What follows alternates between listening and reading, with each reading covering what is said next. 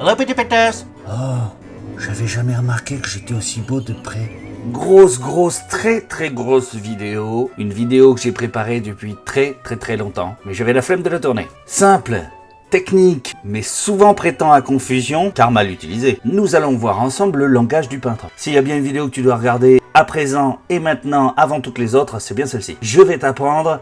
te foutre de ma gueule? Non, j'ai oublié le texte. Je vais t'apprendre tous les mots et expressions qui font partie de notre activité. Un véritable métier technique. Alors j'ai pu oublier des mots, et à la fin de cette vidéo, tu auras la définition de certains mots qui ne sont quasiment plus utilisés. Juste en bonus. Cette liste est non exhaustive, et elle sera illustrée d'images et de vidéos. Bah oui, si tu n'utilises pas les mêmes mots qu'un peintre professionnel utilise tous les jours, tu vas finir par dire des conneries, on se comprendra pas, et je pourrai pas t'aider de façon efficace. Aussi, cette vidéo risque d'être très longue. Prends-toi un café. Et c'est pour cette raison que dans le descriptif de cette vidéo, je vais mettre en place un sommaire, comme je les affectionne particulièrement. Alors je ne suis pas le petit Larousse. Pour ceux qui me suivent depuis longtemps, ils le savent. Donc je vais utiliser des mots et des termes que même un gamin de 7 ans pourrait comprendre. Servez-vous-en plus comme un lexique plutôt qu'une simple vidéo. Ne te mange pas toute la vidéo d'un seul coup, tu vas te faire chier. Inutile d'apprendre par cœur tous ces mots, sauf si tu es professionnel et que tu vas passer un CAP. Ça peut être utile. C'est parti! Alors ça a plusieurs significations. C'est un terme souvent usité pour les enduits type à la chaux, type enduit d'extérieur, etc. Une accroche étant un gobetti par exemple pour la chaux. Ça permet juste à l'enduit de s'accrocher sur le mur, sur cette accroche justement. D'où le nom accroche. Mais il n'en reste pas moins qu'une accroche peut être aussi une technique qui permettra à une peinture d'accrocher sur un mur. C'est valable aussi pour les peintures donc. Une bonne accroche par exemple sur une porte en bois, ça va être de bien poncer le bois afin de créer une bonne accroche sur la peinture existante. Un espèce de grain invisible, tu vois. Si l'accroche n'est pas réalisée correctement, alors ton rouleau risque de glisser sur la surface et de ne pas bien déposer la peinture. Et dans le temps, ta peinture risque de ne pas tenir. Peu importe si l'on parle d'une peinture, d'un mastic ou d'un autre produit. Acrylique, ça veut dire à base d'eau. Aucun rapport avec l'hydrofuge. Ça n'a aucun rapport. Additif ou adjuvant, ce sont des composants d'une peinture utilisés en très faible quantité dans la fabrication, apportant une amélioration au produit final. Genre temps de séchage, facilité d'application, etc. C'est la force invisible qui permet une liaison entre la peinture et le subjectile. C'est un exemple. Bah, parfois l'image est plus parlante que les blabla. Ça c'est un angle rentrant. Ça c'est un angle sortant. Araser, c'est l'action de découper le papier peint par exemple en haut d'un mur ou au-dessus d'une plainte. Autour des fenêtres et des portes, on dit alors araser. Un parfait arasement est le résultat de ton joli travail vu que tu as suivi tous mes superbes tutos. Je te vois venir, non, c'est pas l'autre con avec ses grandes dents là. C'est un plafond réalisé en plâtre sur des lattes de bois clouées sous les poutres. On voit ça dans les très anciennes maisons. Ouais, ça c'est une peinture à la chaux tout simplement. Je te vois venir.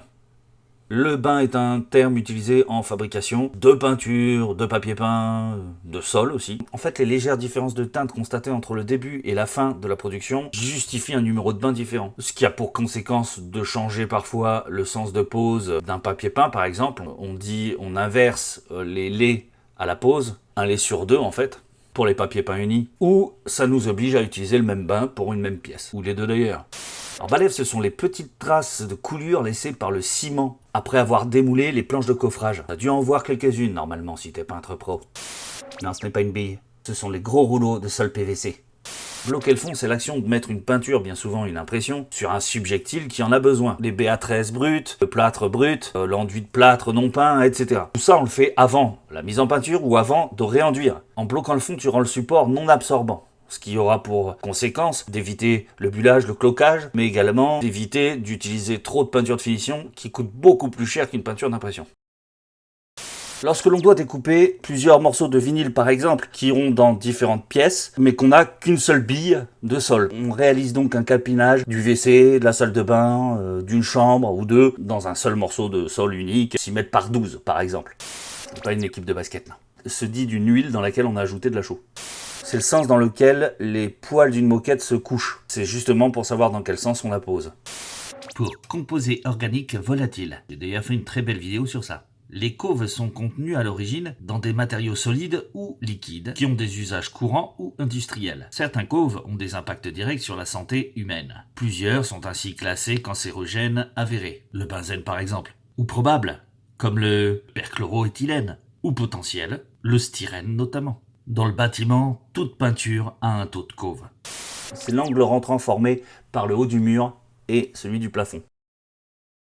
Se dit de l'élimination totale d'un feuille de peinture, à la différence avec un ponçage ou un égrenage. C'est le temps nécessaire à la prégnation de la colle sur le papier peint, souvent pour les vinyliques, ou tout papier qui doit être encollé, à défaut de coller le mur. C'est un terme technique désignant les problèmes rencontrés par le peintre après ou avant le travail, sur n'importe quel subjectile. On n'appelle pas ça un problème, on appelle ça un désordre. Ça interdira au peintre de travailler dans une préparation du subjectile préalable. Ça peut être des exfoliations, des cloques, des fissures, etc. C'est un liquide servant d'une part à fabriquer une peinture, et d'autre part à obtenir les caractéristiques voulues pour une application requise. Par exemple, besoin de plus de fluidité lorsque l'on peint une gouttelette pure. Le diluant peut être solventé, white spirit, ou peut être acrylique, de l'eau. C'est la partie d'un revêtement mural qui est en contact avec le mur. C'est un dossier. Est appelée ainsi la technique qui consiste à faire chevaucher deux parties de revêtement, mural ou de sol, qui la plupart du temps sont de motifs ou de couleurs unies, puis à découper les deux revêtements l'un au-dessus de l'autre, afin de réaliser le parfait jointoiement. Pour documents techniques unifiés. C'est une norme applicable au marché de travaux du bâtiment, qu'elle soit publique ou privée. Elle décrit la technique que l'on doit apporter et la finition pour tel ou tel support, dans tel ou tel endroit, etc. Elle a pour but de réglementer la façon de faire de toutes les entreprises du bâtiment. En peinture, il existe deux cahiers, DTU 59.1 pour la peinture, DTU 59.4 pour les revêtements muraux. Elle décrit également le degré de finition acceptable sur un chantier. C'est l'action de gratter le support, comme un mur par exemple qui doit être tapissé. On utilise pour ça, souvent, un couteau d'enduiseur. Tu égrènes, tu grattes le support, afin d'enlever les petits poils, les petites boules, les petites imperfections qu'il peut y avoir en surface. Autrement, quand tu maroufleras ton papier peint, tu risques de l'arracher. On peut aussi égrener avant d'enduire un mur ou un plafond, ou n'importe quel subjectile. L'embus est un phénomène d'absorption anormale des composants liquides de la peinture sur un support trop poreux. Du coup, ça change plus ou moins l'aspect mat d'une peinture, par endroit. Ou une perte locale de brillant pour les peintures brillantes. Action de mettre de la colle sur le support. On en colle un mur ou on en colle le sol. C'est l'action d'enlever la poussière d'un subjectile tout simplement. Poussière de ponçage ou autre. On utilise souvent d'ailleurs la brosse à épousseter pour ça. Épurer ou essorer son rouleau, c'est l'action de vider le surplus de peinture qui a pu s'emmagasiner dans le manchon. Et c'est cette action que tu dois faire avant de nettoyer ton rouleau. Ça évitera d'avoir un manchon trop gras pour être nettoyé. Du coup, moins de gaspillage d'eau. Te rendra un peu plus écolo-responsable. C'est un terme technique désignant une partie de peinture qui se décolle. Ce n'est pas une craquelure, ce n'est pas une fissure, ce n'est pas une cloque. Les causes peuvent en être variées. Faïençage et farinage. Ce sont deux désordres communs rencontrés avant ou après la mise en peinture. L'un se caractérise par des craquelures profondes, plus ou moins nombreuses, et le farinage, lui, est l'apparition d'une fine poudre sous la surface du feuille de peinture. Elle entraîne une non-adhérence au support. On ferme le grain vers le haut ou le bas pour aplatir le feuille de peinture qu'on vient de déposer dans le même sens. C'est un geste réalisé sans ajout de peinture sur le manchon. Ça peut éviter des traces de peinture. Non, évidemment non. Ferrer, c'est l'action d'appuyer fortement sur une lisseuse sur un support pour faire un enduit pour fermer les pores de l'enduit. Du coup, on rend l'enduit lisse et brillant. On peut l'utiliser pour les stucs, on peut l'utiliser pour la préparation d'un support avant un laquage.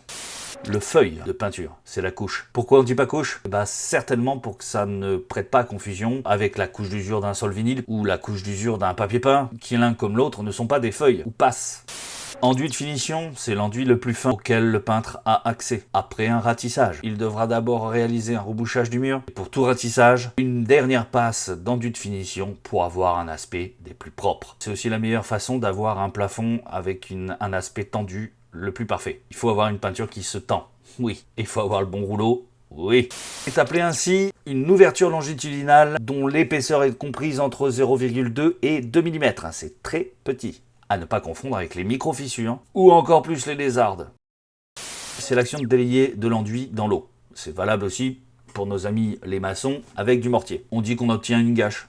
Une peinture très liquide et extrêmement peu pigmentée. Elle est réalisée sur un support brut ou une peinture sèche pour en modifier la coloration. Ça désigne le fait qu'une peinture soit plus ou moins facile à étaler sous la brosse. Quand on a une mauvaise glisse, sur une gouttelette brute par exemple, il ne faut pas hésiter à diluer un peu la peinture. Enduit gras. Précision. C'est l'enduit le plus fin qui existe. Il est utilisé pour les lacages des surfaces, tels que tu peux voir dans les belles cuisines Ikea. L'action de graisser le rouleau, c'est de l'imbiber de peinture, tout simplement. Gommage ou temps de gommage. Alors c'est le temps qu'on doit laisser passer afin que la colle ait le temps de gommer, devenir adhérente. Si tu sautes cette étape et que tu mets ton revêtement directement, il se peut que la colle ne sèche pas ou mal, et que ton revêtement soit mal appliqué. En règle générale, pour des vinyles ou une moquette avec une température inhygrométrie idéale, le temps de gommage est de l'ordre de 15 minutes. C'est un enduit projeté mécaniquement qui donne un aspect petit crépi rond sur les murs et les plafonds. Souvent c'est utilisé dans les logements locatifs. Lorsque tu travailles à hauteur réglementaire selon ton escabeau, ou ton échelle, ou ton échafaudage, c'est la distance entre le bas de l'escabeau et le haut de ta main bien au-dessus de ta tête qui est en train de réchampir. Ça, c'est la hauteur de travail. C'est une huile largement utilisée chez les peintres et applicateurs de revêtements. Elle sert notamment à travailler plus facilement la peinture. Cela peut être un additif, mais cela peut être une boisson également. Si ton patron te demande de l'huile de coude, ne fais pas semblant de ne pas connaître. Et cours à la première quincaillerie que tu trouveras dans le coin.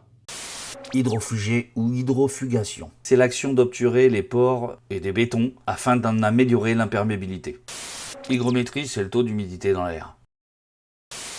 Impression. J'ai l'impression que tu as changé de casquette. L'impression est un type de peinture, très fluide et bien souvent loin d'être opaque. Elle est utilisée sur le carton brut d'une BA13, sur les enduits de joint neuf, bref. Elle sert, car c'est une fille, à bloquer le fond. C'est une nouvelle gamme de papier peint. Enfin nouvelle... Ça fait quelques années quand même. Elle a la particularité de ne pas recevoir d'encollage. On applique la colle directement sur le mur. Pas de temps de détrempe, du coup. Action de peindre un cochon. Action de peindre avec une laque. Sur un enduit gras préparé, lissé au spalter, et donnant au subjectile l'aspect de porte laquée de cuisine, par exemple. Oui, ça va. On me l'a jamais fait, celle-là. Largeur d'un revêtement pris entre ces deux lisières. C'est joli, ça. Un lait est une bande de revêtement, débitée dans un rouleau de papier peint, par exemple. On fera en moyenne 4 laits par rouleau sur une hauteur standard de 2,40 m, 45. Au-delà de 2 mm d'une fissure longitudinale, on appellera cette fissure une lézarde. C'est le constituant essentiel de la peinture. Il permet aux différents éléments de la peinture d'être liés entre eux, donc homogènes. C'est la petite ficelle qui retient la base des poils d'une brosse. Elle permet aux brosses de ne pas s'ouvrir, de travailler avec plus de précision. Ligaturer, c'est l'action de mettre une ligature sur une brosse.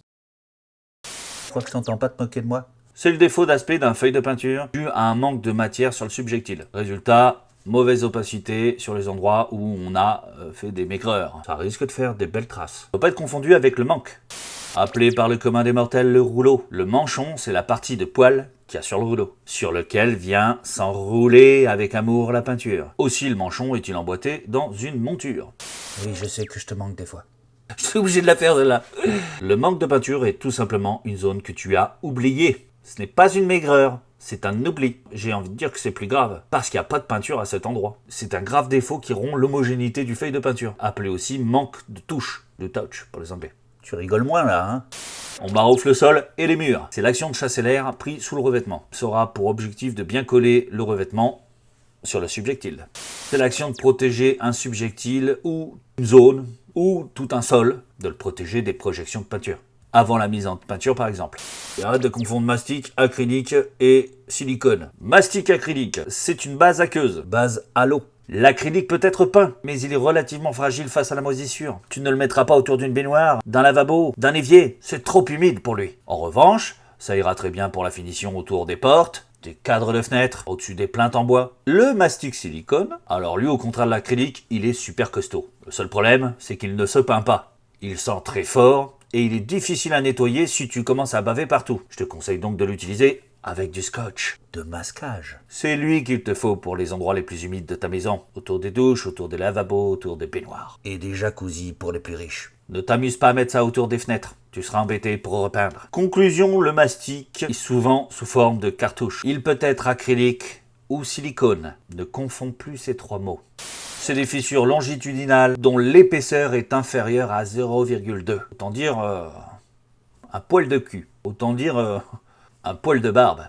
Appelé communément le manche. Le manchon vient s'emboîter dans la monture. C'est cet ensemble qui est appelé le rouleau. Peinture non transparente. Patte de lapin, la maîtresse en maillot de bain. C'est une monture très longue, accueillant un manchon large et petit. Elle sert bien souvent à la mise en peinture de petites surfaces, le derrière de radiateurs, les portes. C'est le vieillissement décoratif d'une peinture au moyen d'un glacis, souvent utilisé en déco sur meubles ou au cinéma. C'est l'aspect d'une peinture qui peut être désagréable au toucher. Cela est dû à la viscosité trop épaisse de la peinture. C'est le plissement d'un feuille au cours de son séchage. Podzob. Faut bien rigoler, ça va. Se dit d'une peinture qui, après séchage, présente de très près de petits dômes réguliers. Tout support à peindre est plus ou moins poreux. Le béton brut l'est carrément. Si on met une goutte d'eau dedans, ça va s'infiltrer. Le taux de porosité est alors énorme. Au contraire, si je mets une goutte d'eau sur un produit hydrofugé ou sur une peinture de carrosserie, ma voiture par exemple, Ou de la tienne, si tu es. la goutte coulera et ne s'infiltrera pas. La porosité d'un tel support est nulle. On confond souvent primaire et impression. Une impression peut être considérée comme un primaire d'ailleurs. Un primaire est une peinture utilisée pour réaliser une accroche pour une finition recherchée. Bien souvent, on utilise un primaire sur des supports impossibles à peindre autrement. Faïence, zinc, etc. Q. Se dit des fesses d'un peintre. Merde, faut bien rigoler, oh! Ragréage et ragré. C'est l'action de déposer un enduit de ragréage sur un sol qui permettra d'aplanir et de lisser la future surface de pose. On fait un ragréage systématiquement sur une chape brute, une chape maigre, une chape où on a arraché le sol avant et on fera bien attention d'avoir arraché même la colle. Tout cela avant de coller une moquette, un sol vinyle, des dalles, même un parquet pourquoi pas si le sol n'est pas droit. Non, ce n'est pas l'action d'éliminer les rats. Je m'y attendais cela. C'est l'action d'enduire complètement un subjectile en plusieurs couches. Enduit de rebouchage, ou aussi appelé enduit de réparation. C'est un enduit qui sert à reboucher les trous de différentes épaisseurs. Et pour obtenir le meilleur des résultats, il faudra terminer avec un enduit de finition. Réchampir. Et non pas rechampir. C'est l'action de peindre un mur par exemple sans déborder sur le plafond, ou sur le mur d'à côté. C'est plutôt une expression de chantier qui signifie peindre au rouleau. C'est l'ensemble du manchon et de la monture si tu as bien suivi. C'est un support. Ça peut être une porte, ça peut être un mur, ça peut être une poutre, ça peut être une fenêtre, ça peut être un meuble. On dit subjectile, c'est plus pro que le support. C'est un produit chimique accélérant le séchage des peintures, solventé. C'est la faculté d'un adhésif à maintenir instantanément deux supports l'un avec l'autre. Se dit d'un feuille de peinture extrêmement lisse, la plus belle finition en termes de peinture. C'est le temps que te laisse le produit avant qu'il ne devienne plus utilisable. Un enduit de rebouchage va par exemple un temps d'ouverture de 30 à 45 minutes. Ça va dépendre aussi de la météo du jour, la température, etc. Comme toujours. Passé ce délai, il ne s'appliquera plus sur le subjectile. C'est le temps qui t'est donné pour appliquer un produit. Exemple, pour l'encollage d'un sol, un temps d'ouverture pour une colle est égal au temps de travail plus au temps de gommage. C'est la norme NF utilisée afin de classer les différents sols. Moquette, vinyle, dalle, parquet. C'est un classement par rapport à leur solidité. Mais elle n'est pas obligatoire et certains fabricants ne le demandent pas. Faut dire que c'est payant. Mais quasiment tous les matériaux pro l'obtiennent. C'est avant tout pour assurer le poseur professionnel. Car il est vrai, ça aide au choix d'un revêtement selon la pièce dans laquelle on va le poser. Pièce humide, pièce grand passage, chambre, etc. Alors certains me diront, mais si j'ai déjà entendu parler de ces mots, moi. C'est que tu es très vieux. Il y a des mots qui ont été volontairement mis de côté, car ils ne sont plus utilisés sur les chantiers. Comme l'induction simple et double, ça a été remplacé par le double encollage. C'est plus rapide et plus compréhensible. Résilient, dans la capacité d'un sol souple à revenir à sa forme initiale après un coup par exemple. L'ébauche, on appelait ainsi la première passe d'enduit, le rebouchage. Gainage, c'est l'action de poser un revêtement sur des moulures, sur des imperfections, sur des tuyaux. En d'autres termes, travailler comme un porc. C'est un bon synonyme ça. Et voilà, cette vidéo très longue est terminée, mais comme t'as compris, c'était plutôt un dictionnaire, un lexique, un glossaire, que dis-je, le langage du peintre. Si elle t'a plu, lâche un petit pouce bleu vers le plafond tout propre que tu as peint. C'est si mignon. Et rejoins-moi sur Instagram, Facebook et Twitter. Tiens, j'avais envie de le mettre ici. On se dit au revoir maintenant. Ouais. Sinon tu retournes à la lettre M. Donc.